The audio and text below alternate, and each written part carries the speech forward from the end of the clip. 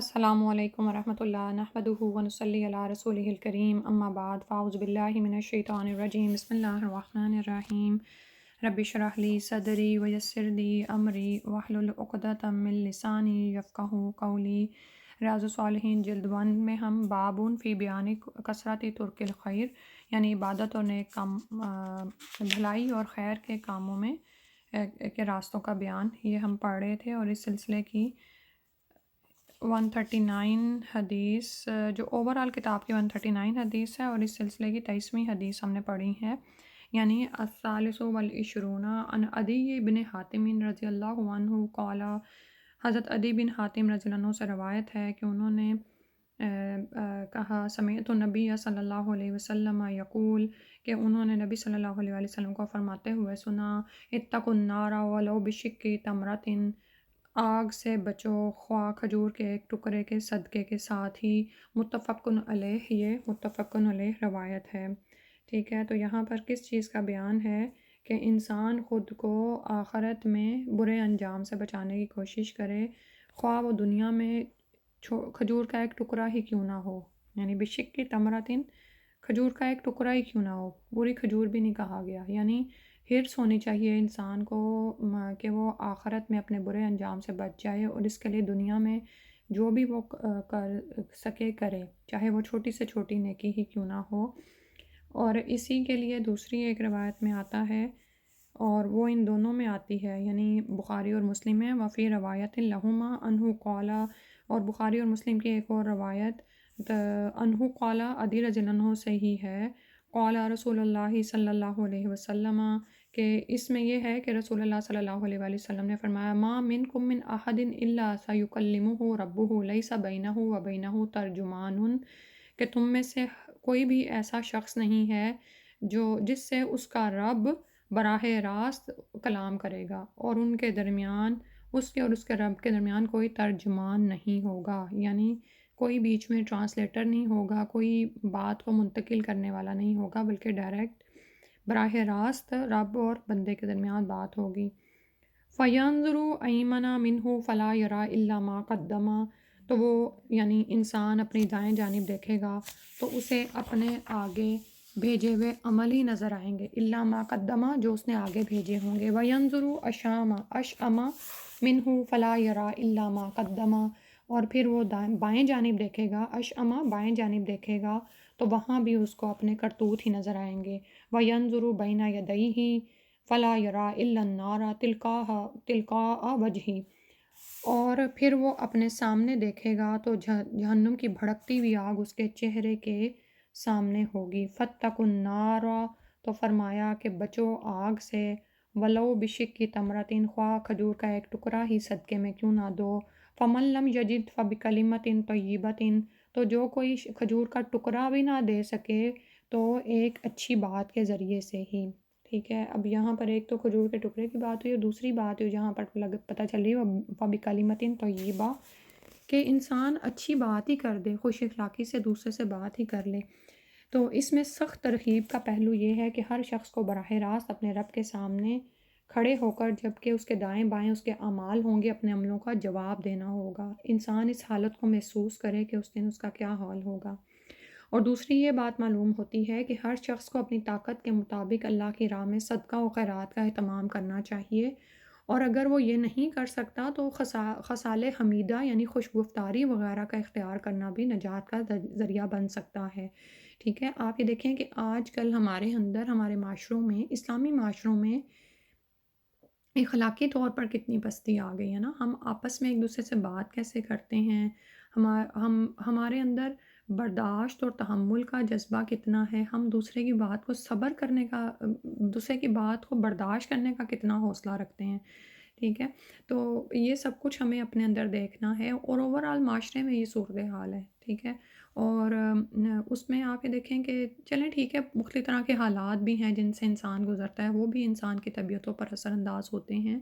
لیکن یہاں پر تو یہی کہا جا رہا ہے نا کہ آگ سے بچنے کی کوشش کرو، وَلَوْ بِشِقِّ تَمْرَةٍ فَمَن لَمْ يَجِدْ فَبِكَلِمَةٍ طَيِّبَةٍ، تو ہم اور کچھ بھی نہیں کر سکتے، تو اپنے کلام کو تو اچھا رکھیں، اپنی بات کو اچھا رکھیں، اپنے اخلاق کو اچھا رکھیں انشاءاللہ۔ اور یہ جو اعمال صالح کا اختیار کرنا ہے یا اچھی بات کرنا ہے نا، تو یہ انسان کو دنیا میں بھی فائدہ ہی دیتا ہے، ٹھیک ہے؟ تو قیامت والے دن تو انسان کا صرف عمل صالح ہی اس کے کام آئے گا۔ اس کے بعد اگلی حدیث پڑھتے ہیں، الرابع والعشرون، 24ویں حدیث ہے، عن انس رضی اللہ عنہ قال، انس رضی اللہ عنہ سے روایت ہے، قال رسول اللہ صلی اللہ علیہ وسلم، کہ رسول اللہ صلی اللہ علیہ وسلم نے فرمایا، ان اللہ لیرضی عن العبد ان یأکل الأکلۃ فیحمدہ علیہا او یشرب الشربۃ فیحمدہ علیہا، رواہ مسلم۔ ان اللہ لیرضی، یقیناً اللہ تعالیٰ اس بندے سے بڑا خوش ہوتا ہے، عن العبد، اس بندے سے بڑا خوش ہوتا ہے کہ جب وہ کوئی کھانا کھائے تو اس پر فیحمدہ علیہا، تو اس پر اللہ کا شکر ادا کرے،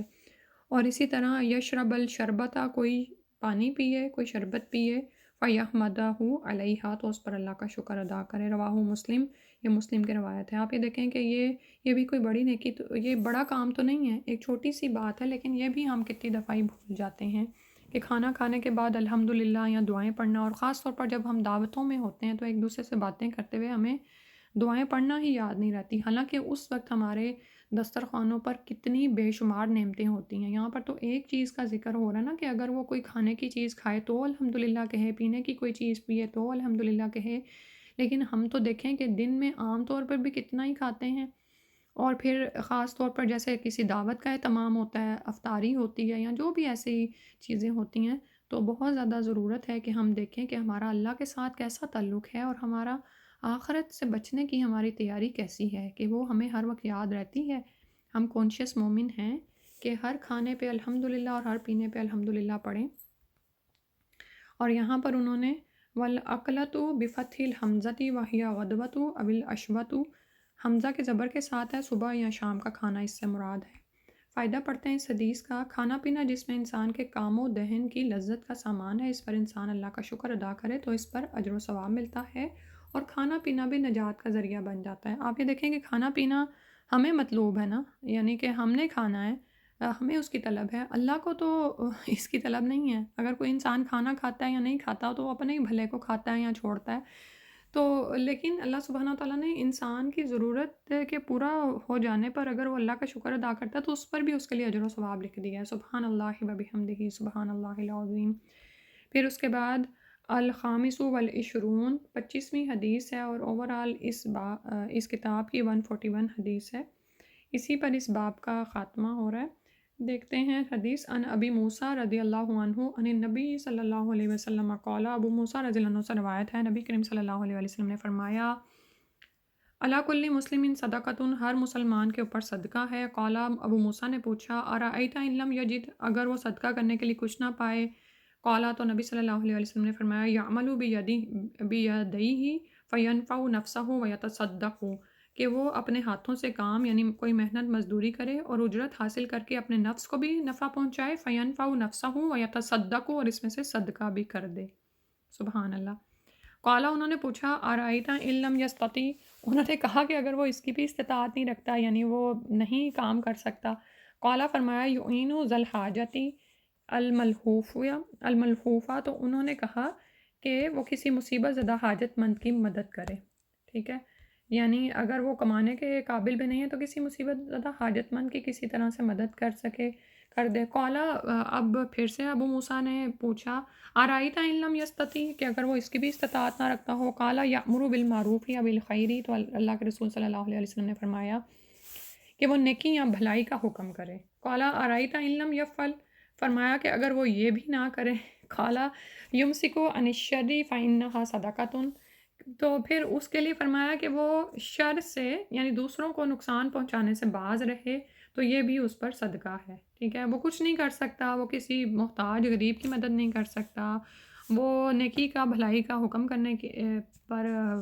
استطاعت نہیں رکھتا، کیونکہ آپ یہ دیکھیں کہ نیکی اور بھلائی کا حکم دینا بھی تو ایک دل جگرے کا کام ہے۔ اگر کوئی شخص اتنی استطاعت ہی نہیں رکھتا، یا جسمانی طور پر باہر نہیں نکل سکتا، یا ذہنی طور پر اس کا دماغ اتنا کام نہیں کرتا، یا وہ اپنے اندر اتنا صبر و حوصلہ نہیں پاتا کہ لوگوں کو کوئی بھلائی کی بات کرے اور ان سے جوابی کوئی بات سننے کو ملے تو وہ اس کو برداشت نہ کر سکے، تو پھر ایسا شخص کیا کرے؟ پھر دوسروں کو کم از کم اپنے شر سے محفوظ رکھے، ٹھیک ہے؟ تو یہ بھی اس پر صدقہ ہو جائے گا، سبحان اللہ! یعنی اللہ سبحان اللہ، اللہ تعالیٰ نے کتنا خوبصورت دین ہمارے لیے اتارا ہے کہ جو شخص چاہے کہ اپنی آخرت کو سنوار لے، اس کے لیے نیکیوں کے بے شمار راستے ہیں، ٹھیک ہے؟ متفقن علیہ اس پر بخاری اور مسلم دونوں متفق ہیں، یعنی بخاری اور مسلم دونوں میں بیان ہوئی ہے، اور اس کے فوائد و مسائل پڑھ لیتے ہیں۔ محنت و مزدوری کی ترغیب دی جا رہی ہے اس میں دیکھیں کہ نہ صرف یہ کہ محنت مزدوری کر کے اپنے نفس کو انسان فائدہ پہنچائے گا، بلکہ دوسروں پر بھی صدقہ کر سکتا ہے اور اپنے لیے آخرت کا اجر و ثواب سمیٹ سکتا ہے۔ اور صدقے کا مفہوم بڑا وسیع ہے، اس میں نیکی اور بھلائی کی بہت سی اقسام آ جاتی ہیں، حتیٰ کہ برائی سے رک جانا بھی صدقہ ہے، ٹھیک ہے؟ یعنی کوئی شخص کسی، اور بعض اوقات ایسا ہوتا ہے نا کہ ہمارے پاس کسی بھی کام کرنے کی استطاعت نہیں ہوتی، تو ایسا انسان ڈپریس ہو کے اور زیادہ غصے میں آتا ہے، اور معاشرے میں جب وہ دوسرے لوگوں کو نیکی کے کاموں میں آگے بڑھتے دیکھتا ہے، یا دوسروں کے پاس نعمتیں اور آسائشیں دیکھتا ہے، تو شیطان اس کو پھر حسد میں مبتلا کرتا ہے، اس کو یعنی کہ مزحمل کرتا ہے، اور پھر ایسا شخص بعض اوقات معاشرے میں فساد کا باعث بن جاتا ہے نا، دوسروں کو بلا وجہ ایذا دیتا ہے۔ آپ نے دیکھا ہوگا کچھ لوگ اس طرح کی عادت پہ ہوتے ہیں کہ وہ بلا وجہ دوسروں کو کوئی نہ کوئی بات کر دیتے ہیں، ٹھیک ہے؟ ان کی فطرت میں یہ چیز نعوذ باللہ شامل ہو جاتی ہے۔ تو یہاں پر یہ فرمایا جا رہا ہے کہ اے مومن، اپنے لیے اپنے ہم اور غم کو یعنی کہ آخرت کا ہم غم بنا لے، ٹھیک ہے؟ یعنی یہ جو دنیا کی ہمیں ہر وقت ہم غم لگے رہتے ہیں، ان سے اوپر اٹھ کر انسان آخرت کو اپنا ہم اور غم بنائے اور اس کے لیے تیاری کرے، اور اس میں سے ہی ایک تیاری یہ ہے کہ اگر وہ کچھ بھی نہیں کر سکتا تو خود پر قابو رکھے، اور اگر اس کو شیطانی کوئی رکاوٹیں یا شیطانی ایسے خیالات آ رہے ہیں کہ وہ دوسروں کے لیے نقصان دہ ہو سکتا ہے، تو ان برائیوں سے رکے کہ دوسروں کو ایذا نہ پہنچائے، یہ بھی اس کے لیے صدقہ لکھا جائے گا، کیونکہ جیسے بھی میں نے بتایا کہ وہ اپنے اوپر قابو کر رہا ہے، خود کو برداشت یعنی کہ اس بات کو برداشت کر رہا ہے کہ وہ دوسروں کو نقصان نہ پہنچائے، انہیں کوئی بری بات نہ کہے، تو یہ سب کچھ بھی کیا ہے، اس پر اس کو اجر دیا جائے گا۔ تو یہاں پر اس باب کا اختتام ہوتا ہے۔ اللہ سبحانہ و تعالیٰ ہمیں ہمارا ہم اور غم آخرت کو بنا دیں، اور اس کو حاصل کرنے کے لیے ہم کسی چھوٹی سے چھوٹی نیکی کو بھی حقیر نہ سمجھیں، بلکہ ہم خیر کے طالب ہوں اور خیر کی طرف بھاگنے والے ہوں، خیر کی طرف بڑھیں، ٹھیک ہے؟ سبحانک اللہم و بحمدک، اشہد ان لا الہ الا انت، استغفرک و اتوب الیک۔ السلام علیکم ورحمۃ اللہ۔